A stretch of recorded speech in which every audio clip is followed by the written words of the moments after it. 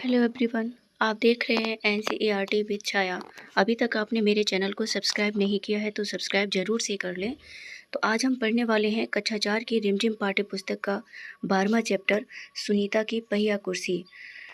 बच्चों, इसमें एक विकलांग बच्ची की कहानी है जो व्हील चेयर पर चलती है, इसीलिए इसमें लिखा हुआ है सुनीता की पहिया कुर्सी। व्हील चेयर को पहिया कुर्सी कहते हैं। चलिए पाठ पढ़ना आरंभ करते हैं। तो पाठ का नाम क्या है? सुनीता की पहिया कुर्सी। सुनीता सुबह 7 बजे सोकर उठी।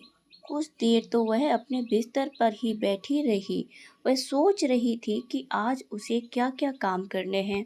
उसे याद आया कि आज तो बाजार जाना है। सोचते हुए उसकी आंखों में चमक आ गई। सुनीता आज पहली बार अकेले बाजार जाने वाली थी। सुनीता नाम की बच्ची जो है वो सुबह 7 बजे सोकर उठी। कुछ देर तो वह अपने बिस्तर पर ही बैठी रही, क्योंकि सो के उठते हैं तो सुबह आलस आता है। वह सोच रही थी कि आज उसे क्या क्या काम करने हैं। बिस्तर पर बैठे बैठे वह सोच रही थी कि आज उसके क्या क्या काम हैं जो उसको निपटाने हैं। उसे याद आया कि आज तो बाजार जाना है। सोचते ही उसकी आंखों में चमक आ गई, मतलब वो खुश हो गई। उस आंखों में चमक आ जाना मतलब खुश हो जाना। सुनीता आज पहली बार अकेले बाजार जाने वाली थी। बड़ी उसको खुशी हो रही थी क्योंकि वो अकेले बाजार जाने वाली थी। उसने अपनी टांगों को हाथ से पकड़कर खींचा और उन्हें पलंग के नीचे की ओर लटकाया। फिर पलंग का सहारा लेती हुई अपनी पहिया कुर्सी तक बढ़ी। सुनीता चलने फिरने के लिए पहिया कुर्सी की मदद लेती है। आज वह सभी काम फुर्ती से निपटाना चाहती है। सुनीता ने अपनी टांगों को हाथ से पकड़कर खींचा क्योंकि उसके पैर काम नहीं करते। टांगे मतलब पैर काम नहीं करते हैं क्योंकि वो विकलांग है। और उन्हें पलंग के नीचे की ओर लटकाया। फिर पलंग का सहारा लेती हुई वो पहिया कुर्सी तक बढ़ी। पलंग पकड़कर वो अपनी व्हील चेयर पर बैठ जाती है। सुनीता चलने फिरने के लिए पहिया कुर्सी की मदद लेती है। आज वह सभी काम फुर्ती से निपटाना चाहती है, मतलब जल्दी जल्दी निपटाना चाहती है। हालांकि कपड़े बदलना, जूते पहनना आदि उसके लिए कठिन काम है, पर अपने रोजाना के काम करने के लिए स्वयं ही कई तरीके ढूंढ निकाले हैं। वो जो सुनीता नाम की बच्ची है काफ़ी स्वाभिमानी है। वो किसी पर डिपेंड नहीं रहना चाहती है, इसलिए उसने रोजाना के काम करने के लिए स्वयं ही कई तरकीब ढूंढ रखी हैं। 8 बजे तक सुनीता नहा धोकर तैयार हो गई। 7 बजे सोकर उठी थी और 8 बजे नहा धोकर तैयार हो गई। माँ ने मेज पर नाश्ता लगा दिया था। माँ ने टेबल पर ब्रेकफास्ट लगा दिया। माँ अचार की बोतल पकड़ाना, सुनीता ने कहा। सुनीता ने अपनी माँ को बोला, अचार की बोतल पकड़ा दो माँ। अलमारी में रखी है, ले लो, माँ ने रसोई घर से जवाब दिया। उसकी माँ ने किचन से जवाब दिया कि अलमारी में रखी है, ले लो, क्योंकि उसकी माँ भी चाहती थी कि सुनीता अपने काम खुद से करना सीखे। सुनीता खुद जाकर अचार ले आई। नाश्ता करते करते उसने पूछा, ब्रेकफास्ट करते करते उसने पूछा, माँ बाजार से क्या क्या लाना है? अपनी माँ से पूछा, बाजार से क्या क्या लाना है? 1 किलो चीनी लानी है, पर क्या तुम अकेले संभाल पाओगी? माँ ने बोला, 1 केजी शुगर लानी है, पर क्या तुम अकेले ला पाओगी? पक्का, सुनीता ने मुस्कुराते हुए कहा। सुनीता ने यकीन दिलाया अपनी माँ को, बोला पक्का। सुनीता ने माँ से झोला और रुपए लिए। अपनी पहिया कुर्सी पर बैठकर वह बाजार की ओर चल दी। सुनीता ने अपनी माँ से पैसे ले लिए और थैला ले लिया और अपनी पहिया कुर्सी पर बैठकर बाजार की ओर चल दी। सुनीता को सड़क की जिंदगी देखने में मज़ा आता है। चूँकि आज छुट्टी है, इसलिए हर जगह बच्चे खेलते हुए दिखाई दे रहे हैं। सुनीता थोड़ी देर रुककर उन्हें रस्सी कूदते, गेंद खेलते देखती रही। वह थोड़ी उदास हो गई। अब सुनीता उदास क्यों हो गई? वह भी उन बच्चों के साथ खेलना चाहती थी। अब सुनीता भी उन बच्चों के साथ खेलना चाहती थी, पर उसके पैर काम नहीं कर रहे थे क्योंकि वो विकलांग थी, तो रस्सी नहीं कूद सकती थी, गेंद नहीं खेल सकती थी। इसलिए वो ये इन सब बच्चों को देखकर उदास हो गई। खेल के मैदान में उसे एक लड़की दिखी जिसकी माँ उसे वापस लेने आई थी।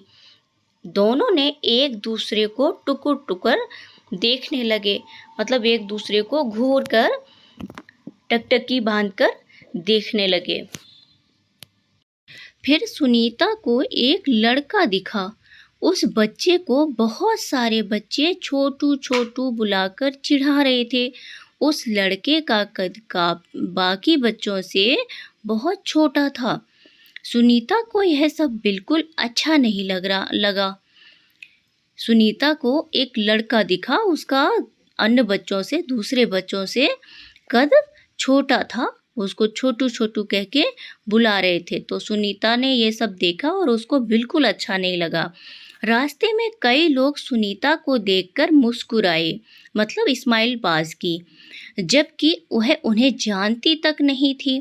पहले तो वह मन ही मन खुश हुई क्योंकि वो लोग उसको हेलो बोलना चाहते थे, परंतु फिर सोचने लगी यह सब लोग मेरी तरफ भला इस तरह क्यों देख रहे हैं।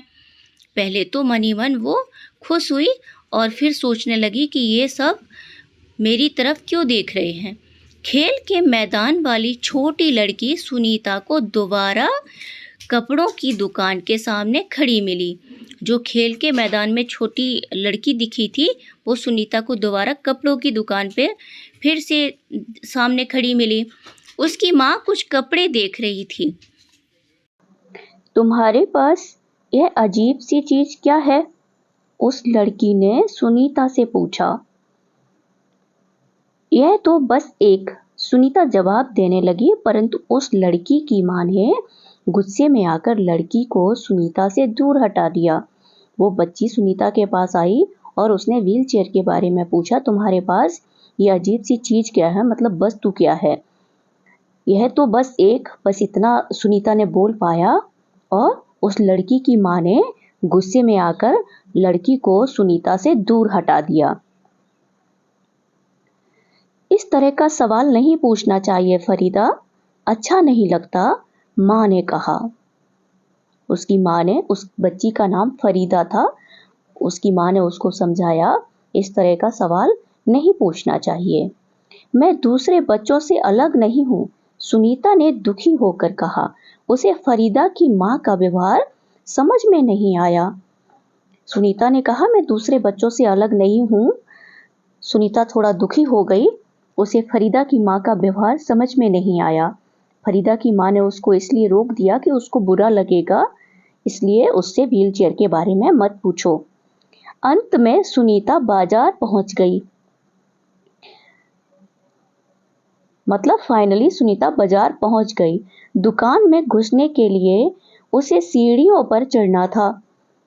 उसके लिए यह कर पाना बड़ा मुश्किल था। आसपास के सब लोग जल्दी में थे, किसी ने उसकी तरफ ध्यान ही नहीं दिया। सुनीता व्हीलचेयर पे थी, इसलिए उसको सीढ़ियां चढ़ना बड़ा ही मुश्किल था उसके लिए।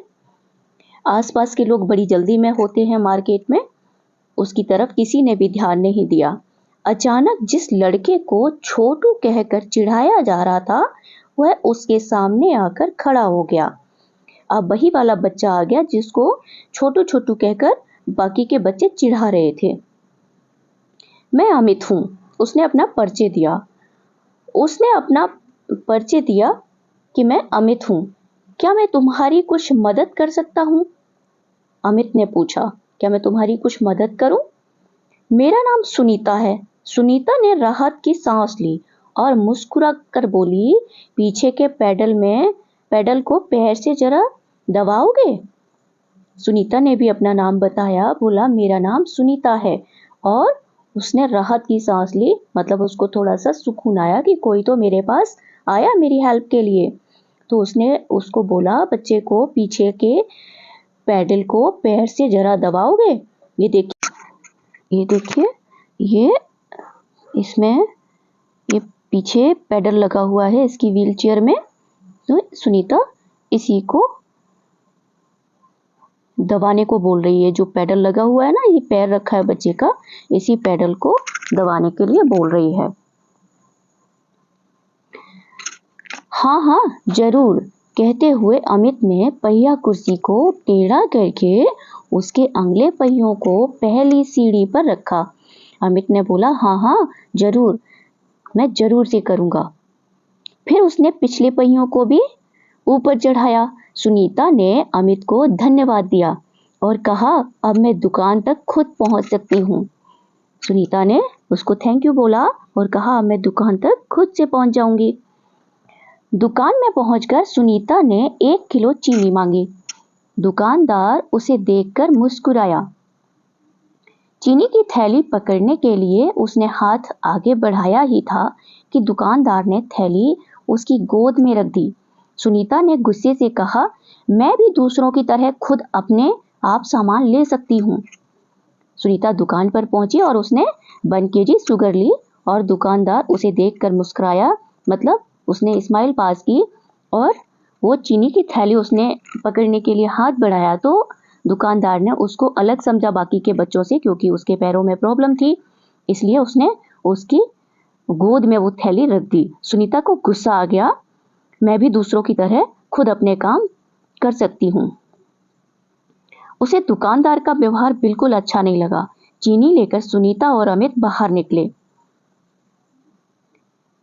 लोग मेरे साथ ऐसा व्यवहार करते हैं जैसे कि मैं कोई अजीबोगरीब लड़की हूँ, सुनीता ने कहा। शायद तुम्हारी पहिया कुर्सी के कारण ही वो ऐसा व्यवहार करते हैं, अमित ने कहा।